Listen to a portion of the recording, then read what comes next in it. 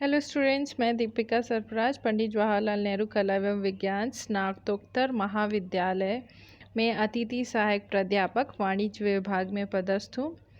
आज हम cell promotion का नेक्स्ट पार्ट पढ़ेंगे, जिसमें हम कार्य और उसके महत्व को जानेंगे। तो सेल प्रमोशन जैसे आप इस पिक्चर से समझ सकते हैं, 50% ऑफ। ये क्या है? कंज्यूमर को लुभाने का तरीका। भाई यही तो काम करता है, यही कार्य है सेल प्रमोशन का। एक तरह से लोगों को अट्रैक्ट करना। किस तरह अट्रैक्ट करना? Buy like this, buy 1 get 1 free, 50% off, buy 2 get 1 free. ये सब क्या है? सेव। कई बार होता है सेव 50%, यानी वो प्राइस में डिक्लाइन कर देते हैं वो ऑफर्स। वही तो है सेल प्रमोशन। तो अब चलिए उसके कार्य को देखते हैं। ग्राहक को प्रोत्साहन करना। सबसे पहला संवर्धन का कार्य क्या है? ग्राहक को प्रोत्साहन करनी है या मोटिवेट कंज्यूमर।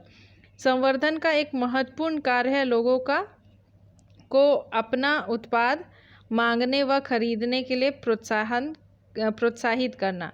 यह भावी ग्राहकों को उत्पाद के विषय में शिक्षा या जानकारी देकर किया जाता है। इसके माध्यम है उत्पाद का प्रदर्शन करना, मुफ्त नमूने बांटना, कटौती पर माल बेचना या प्रतियोगिताओं का आयोजन करना। भाई ग्राहकों को आप कैसे प्रोत्साहित कर सकते हो? अभी जैसे पिक्चर दिखाई थोड़ी देर पहले, बाई 1 गेट 1 फ्री, कुछ ऑफर्स ले आए, या फिर आप कई बार होता है जैसे आप बड़े प्रोडक्ट्स को देखेंगे कि कुछ कॉम्पिटिशन्स रखे जाते हैं जिससे कंज्यूमर को आप प्रोत्साहित कर सको। उस प्रोत्साहन के लालच में या उस प्रोत्साहन के चक्कर में कंज्यूमर उस चीज़ को एक बार ट्राई ज़रूर करता है। आप देखे होंगे कई बार कि कई प्रोडक्ट को लोग कैसे निकालते हैं, एक कंपटीशन रख के, कुछ प्रतियोगिता रखेंगे। उस प्रतियोगिता के बदले आपको क्या है, वो as a prize, as a gift आपको वो दिया जाता है।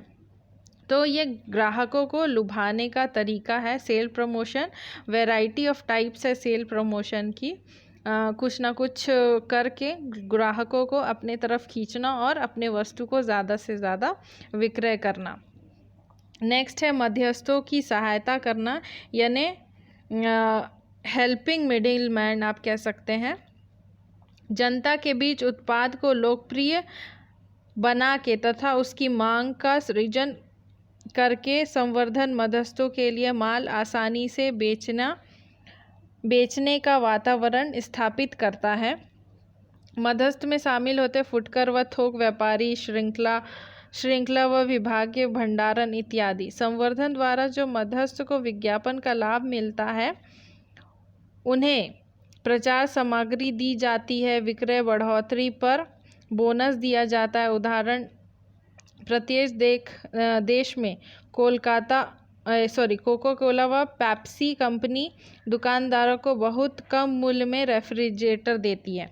जैसे आपने देखा होगा मध्यस्थों की सहायता। अब आपको प्रोडक्ट बेचना है अपना, जैसे मैं अभी आपको पढ़ के सुनाई, प्रोडक्ट को बेचने के लिए कोको कोला क्या करती है, उनको रेफ्रिजरेटर दे देती है।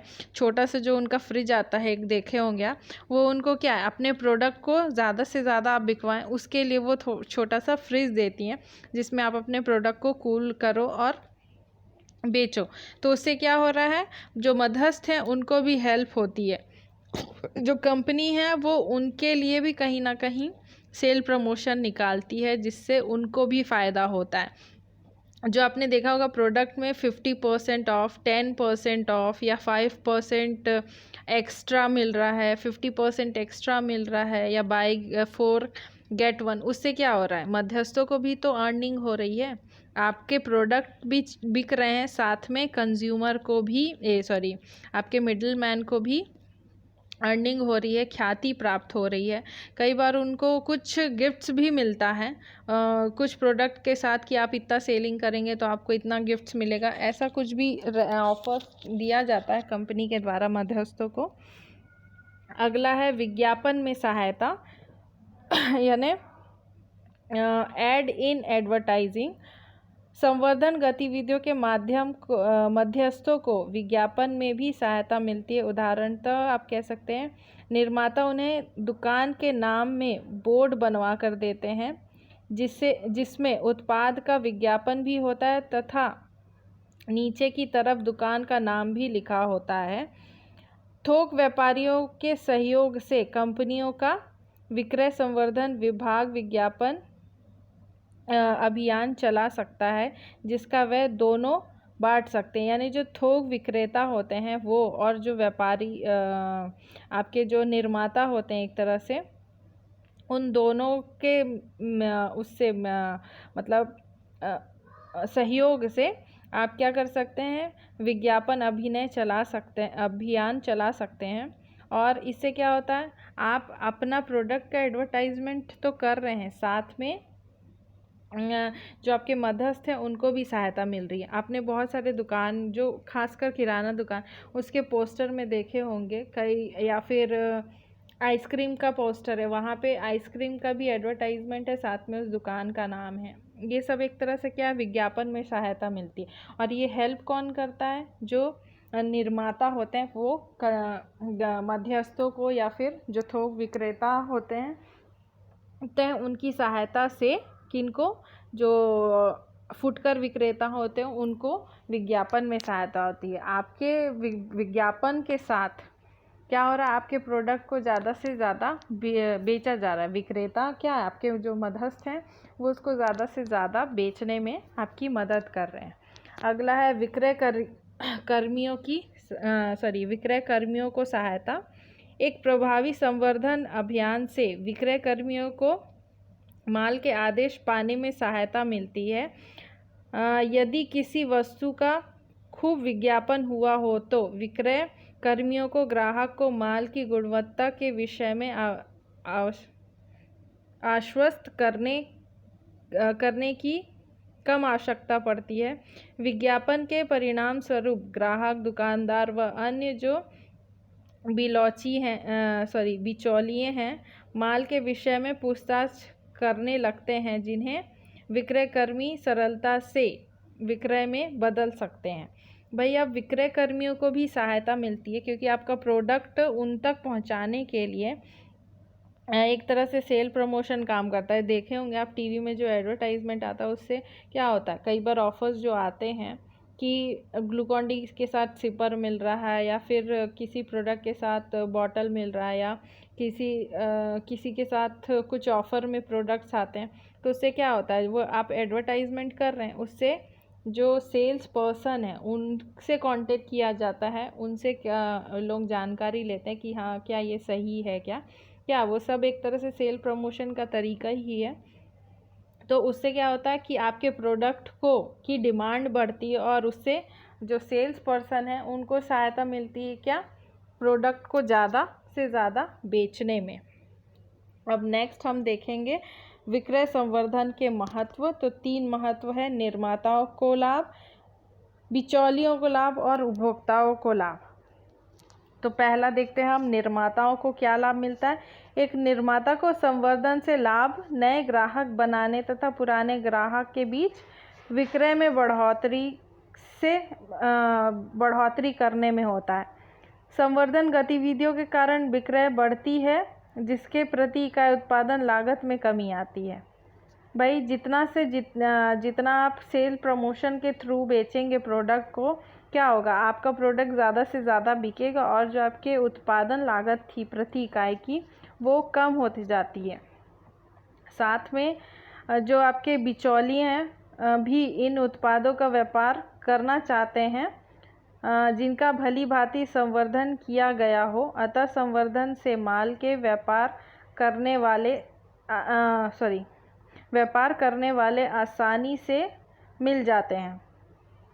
भाई, जब आप सेल प्रमोशन करेंगे, उस सेल प्रमोशन के साथ क्या, वो सभी को मालूम होता है, जो बिचौली हैं उनको भी मालूम होता है कि प्रोडक्ट में कुछ ना कुछ ऑफ़र्स हैं। तो उससे क्या होता है, उस ऑफ़र में अगर आप कस्टमर को प्रोडक्ट बेचेंगे, यानी उपभोक्ता को प्रोडक्ट बेचेंगे वो बिचौली, तो उसमें आपको भी प्रॉफिट होगा और उन बिचौलियों को भी प्रॉफिट होता है।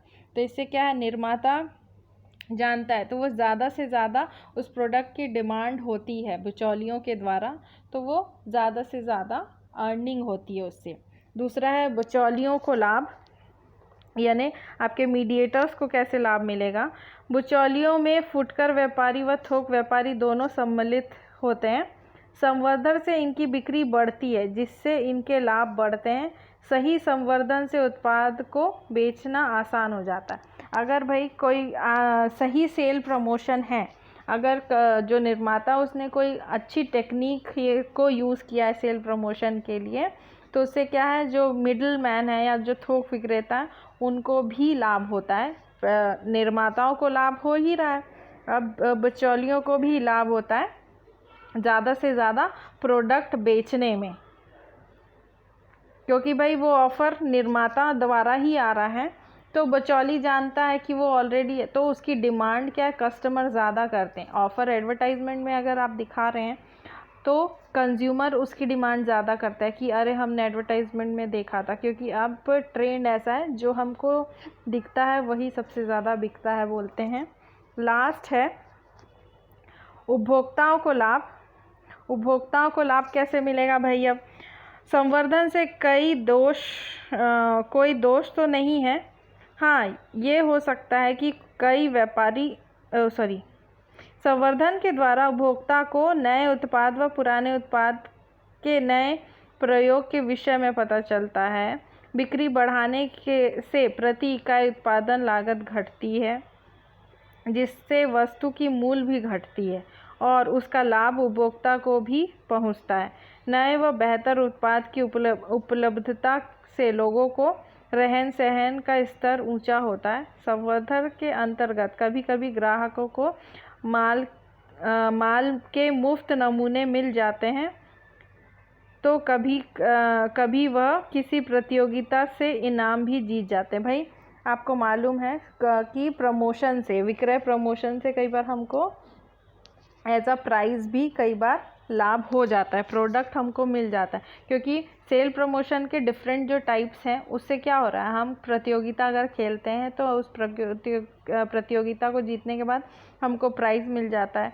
कई बार क्या होता है, हम उस ऑफ़र से इतने लाभान्वित हो जाते हैं कि हम ज़्यादा से ज़्यादा उसको ख़रीदते हैं, तो वो हमको एक तरह से क्या है भाई जैसे ज़्यादा डिमांड होती है उसकी, तो डिमांड जितना ज़्यादा होगा आपकी प्रति इकाई का जो लागत है वो उतना कम होते जाता है। उससे क्या होता है, प्राइस में भी डाउन होता है। अगर जब ओवरऑल प्रोडक्ट का प्राइस जो रहता है, कॉस्ट जो लगा रहता है उस प्रोडक्ट में, वो अगर कम आता है तो प्रोडक्ट का प्राइस भी निर्माता डाउन करते जाता है। उससे किसको लाभ होता है, कंज्यूमर को लाभ होता है। तो थैंक यू, ये टॉपिक ख़त्म होता है। Thank you, be safe, be healthy and sorry for the mistakes.